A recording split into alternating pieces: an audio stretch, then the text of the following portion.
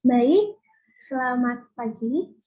Perkenalkan, nama saya Ignatia Hera Sigijwita dengan NIM 211222403. Hari ini saya akan mempresentasikan tentang sastra digital. Apakah sebelumnya Anda pernah mendengar istilah sastra digital? Baik, ada yang sudah pernah mendengar, ada yang belum pernah ya. Jadi sebenarnya sastra digital ini bisa kita temui di mana saja, apalagi di zaman yang serba internet saat ini, sastra digital bisa kita temui di mana saja. Lalu, apa sih itu sastra digital? Nah, selanjutnya kita akan membahas pengertian dari sastra digital itu sendiri. Jadi, di sini ada 3 ahli yang membahas tentang cyber sastra atau sastra digital. Jadi, cyber sastra atau sastra digital menurut Endra Swara adalah aktivitas sastra yang memanfaatkan media komputer atau internet. Lalu, menurut Septriani, sastra digital merupakan aktivitas sastra yang memanfaatkan komputer atau internet.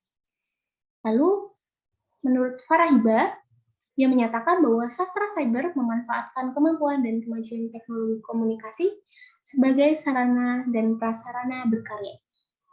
Jadi, dari ketiga ahli ini, kita dapat menyimpulkan bahwa terdapat kesamaan, yaitu komputer dan internet atau teknologi komunikasi. Jadi, bisa kita simpulkan bahwa sastra digital atau cyber sastra ini merupakan salah satu pengembangan terbaru dalam dunia sastra yang secara harfiah adalah sastra yang persebarannya melalui teknologi dan internet yang berupa media aplikasi. Selanjutnya adalah sejarah munculnya sastra digital. Nah, sastra digital diperkirakan muncul pada tahun 1990. Lalu, pada tahun 1998, sastra cyber atau sastra digital kembali populer namanya karena pemuda-pemuda pada zaman itu mulai mencintai novel-novel dan mulai mencari-carinya melalui blog, internet, dan lain-lain. Lalu, yang ketiga, pada tanggal 9 Mei 2001 itu muncul buku Graffiti Gratitude. Nah, buku Graffiti Gratitude ini sebenarnya adalah antologi puisi cyber yang diresmikan di Puri Jaya Hotel Sahid Jakarta, yang kehadirannya ini dimotori oleh Sultan Ikhwan Sukari Munaf, Nanang Suryadi, Nunuk Suraja, Tulus Wijarnako, Cunong, dan Medi Lukito. Mereka itu sebenarnya adalah yayasan multimedia yang memunculkan buku tersebut. Nah, munculnya buku ini akhirnya diperingati sebagai Hari Sastra Cyber di Indonesia. Nah, lalu pada baru-baru ini, media sosial yang dijadikan tempat persebaran sastra digital. Nah, jadi pada tahun 2000-an, di tahun-tahun kita, media sosial itu dijadikan media persebaran sastra digital. Maka tidak heran kalau misalnya sekarang kita bisa menemukan sastra cyber di mana saja. Lalu, untuk gaya penulisan sendiri, yang pertama, dibuat oleh penulis tanpa alih tangan. Jadi, jalan ceritanya tuh diatur sedemikian rupa oleh penulis tanpa adanya direksi maupun penyunting. Jadi, di sini penulis memiliki kebebasan ya, jadi siapa saja bisa menulis dan mengunggah karyanya. Bahkan Anda sendiri bisa menulis di platform-platform tertentu untuk mengunggah karya Anda. Lalu yang kedua, itu menghibur. Jadi tema yang diusung tuh rata-rata menghibur dan kata-katanya tidak berat. Jadi karena dia memang dimanfaatkan untuk menghibur, jadi dapat dipastikan jika bahasa yang digunakan tidak berat.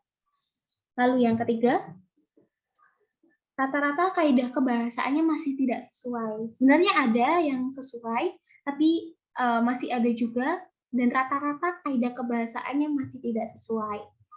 Itu kaidah ini tidak sesuai tuh karena tidak ada editor yang memeriksa kembali teks, sehingga teks yang dihasilkan terkadang kaidah kebahasaannya masih belum baku atau tidak sesuai. Nah, contoh kebahasaan yang sering terkendala antara lain itu tanda baca, misalnya kurangnya tanda titik, tanda tanya, tanda seru, atau tanda petik. Nah, lalu terkadang juga kita masih menggunakan tanda emotikon. Nah, tanda emotikon ini adalah bisa diartikan sebagai emotikon. Nah, pasti Anda tahu dong emotikon. Biasanya hal ini dilakukan untuk menandakan suasana tertentu, misalnya suasana senang, suasana sedih, dan lain-lain. Misalnya kalau suasana senang itu ditandakan dengan emotikon titik bagi dua dengan tutup kurung. Nah, itu sebenarnya salah ya, harusnya tidak boleh digunakan. Namun di sastra digital kita masih menemui adanya emotikon. Lalu yang kedua adalah susunan kalimatnya yang terkadang masih terbilang acak-acakan. Hal ini bisa saja terjadi karena terkadang karena penulisnya itu kan bebas ya, jadi tidak ditentukan umur. Nah, itu terkadang masih ada penulis-penulis yang belum bisa menyesuaikan bahasanya, yang mungkin masih di bawah umur, jadi terkadang susunan kalimat yang mereka pakai itu belum sesuai dengan kaidah kebahasaan yang ada. Jadi terkadang ada cerita yang muter-muter, atau bahasa yang sudah digunakan lagi, tidak bervariasi, dan semacamnya. Lalu terakhir ialah kesalahan yang paling sering kita temui, terutama dalam penggunaan di media sosial, penggunaan sastra digital di media sosial ya, yaitu terdapat akronim.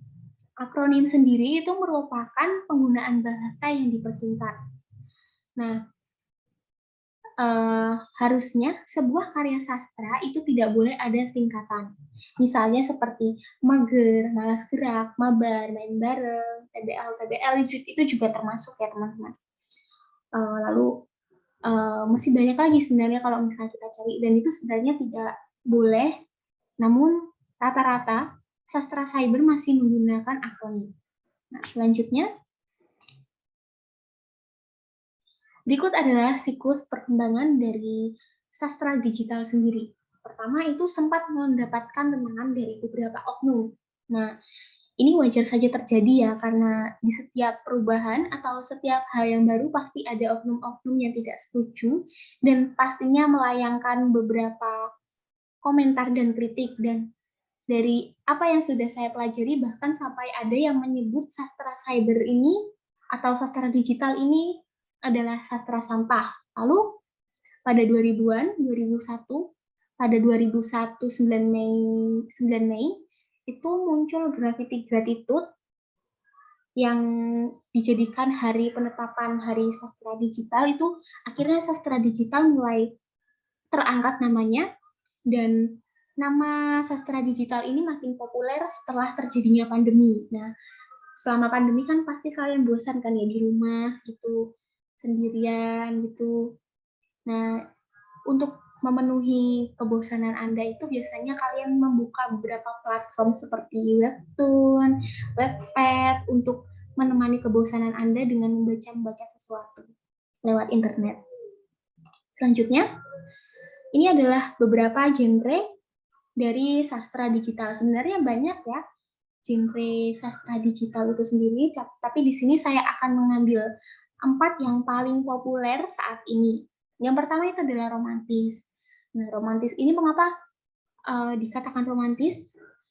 Karena kebanyakan sastra digital mengandung unsur-unsur cinta, unsur-unsur cinta anak muda zaman sekarang. Nah, seperti yang kita ketahui, sastra digital itu paling banyak diminati oleh anak-anak muda zaman sekarang. Jadi genre ini menurut saya adalah genre yang paling tinggi dan yang paling banyak diminati saat ini.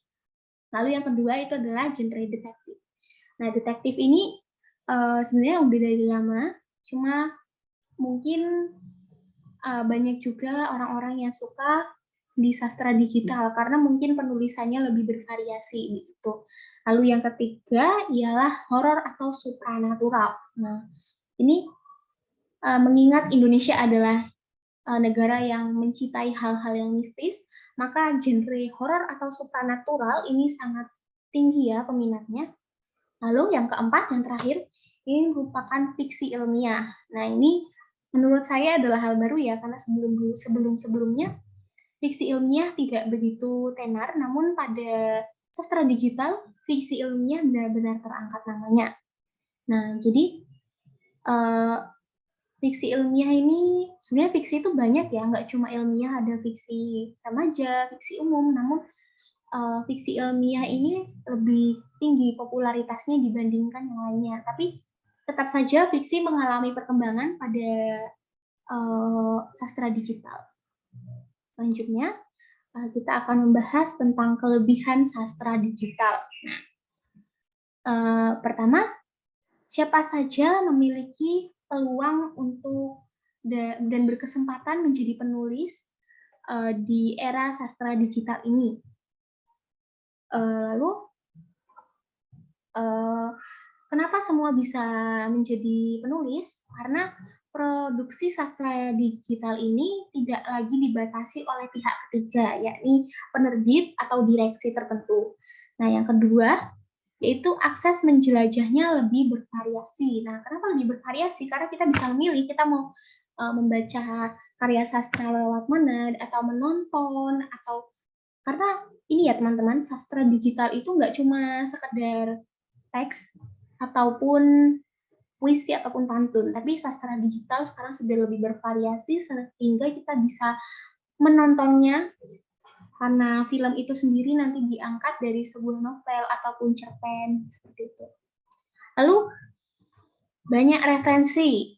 Kenapa banyak referensi? Munculnya banyak referensi ini karena tidak lagi ada batasan bagi penulis yang belum diakui. Jadi banyak penulis-penulis baru yang menuangkan idenya sehingga banyak sekali referensi ide dan referensi cerita. Lalu selanjutnya saya akan membahas kelemahan sastra digital. Jadi yang pertama, banyak kesalahan dalam penulisan seperti yang saya bahas sebelumnya pada kaidah kebahasaan yang masih tidak sesuai tadi. Itu termasuk kesalahan dalam penulisan ya teman-teman. Misalnya kesalahan tanda baca, masih adanya tanda emosikon, susunan kalimat yang tidak baik, serta akronim itu merupakan kaidah kebahasaan yang belum sempurna. Lalu yang kedua, julukan sastra sampah. Menurut saya, julukan sastra sampah ini bisa menjadi kelemahan karena bisa menjadi ideologi bagi mereka yang belum tahu mengenai sastra digital sehingga mengecap asal sastra digital bahwa sastra digital adalah sastra sampah. Padahal pada kenyataannya sastra digital ini tidak semuanya itu buruk ya. Jadi ada juga sastra digital yang berkualitas. Lalu sastra sampah ini dinilai kenapa masih dianggap sastra sampah itu karena dinilai masih banyak kekurangan dan penulisannya cenderung asal-asalan. Makanya ada beberapa orang yang menganggap bahwa sastra digital ini adalah sastra sampah. Lalu yang ketiga ialah ideologi anarkisme. Nah, munculnya ideologi anarkisme ini bisa saja terjadi karena penulis terlalu bersemangat dalam menyuarakan pendapatnya sehingga memunculkan ideologi anarkisme yang bisa berbahaya bagi negara. Lalu selanjutnya adalah contoh media persebaran sastra digital. Nah, di sini sebenarnya ada banyak ya teman-teman, tapi di sini saya akan hanya membahas 7 media persebaran sastra digital yang paling populer. Nah, yang pertama adalah Wattpad. Wattpad ini adalah salah satu aplikasi yang di dalamnya itu banyak sekali novel-novel buatan penulis-penulis yang bisa menjadi persebaran sastra digital, yaitu novel. Yang kedua adalah Twitter. Nah, Twitter ini lumayan beragam ya, ini kalau ini lumayan fleksibel karena di dalamnya Twitter bisa mengisi tentang pantun, puisi, syair, cerpen, Cerbung, dan masih banyak lagi ya teman-teman. Tapi seperti yang kita ketahui, seperti yang populer pada saat ini, yaitu KKN Desa Penari sendiri adalah salah satu Twitter dari seseorang yang pada akhirnya diangkat menjadi sebuah film. Itu juga termasuk sastra ya teman-teman, dan tweetnya itu termasuk cerita bersambung. Kenapa bukan cerpen? Karena kalau misalnya cerpen itu ada maksimal katanya. Lalu yang ketiga ialah Instagram. Instagram juga bisa menjadi salah satu media persebaran sastra digital. Jadi dari Instagram itu kita bisa mengupload puisi, pantun, bahkan musikalisasi puisi, dan masih banyak lagi. Karena Instagram ini sekarang sudah bisa menggunakan mode Reels atau Instagram TV, dan masih banyak lagi teman-teman. Jadi lumayan bervariasi juga. Lalu yang keempat, ini ada blog. Blog sendiri biasanya memuat tulisan-tulisan tertentu yang biasanya berisikan puisi, cerpen, dan lain-lain. Lalu yang keempat, ini ada webtoon yang biasanya berisikan cerita yang divisualisasikan dengan gambar. Lalu yang kelima, yang keenam ada YouTube. Dan YouTube ini juga lumayan bervariasi karena di situ kita bisa mengakses apa saja. Jadi musikalisasi puisi dapat, cerpen dapat, lalu film pendek juga dapat. Jadi YouTube ini juga menjadi salah satu media persebaran sastra digital. Lalu yang terakhir ialah Netflix. Netflix adalah media sosial media, bukan sosial media tapi lebih ke platform untuk menonton sesuatu. Jadi biasanya di Netflix ini kita bisa melihat film dokumenter atau film yang diangkat dari sebuah cerpen ataupun novel. Baik. Nah, berikut referensi yang saya gunakan dalam membuat PPT ini. Apabila teman-teman ingin menggali lebih dalam mengenai sastra digital, teman-teman bisa membukanya dan mencari tahu lebih dalam.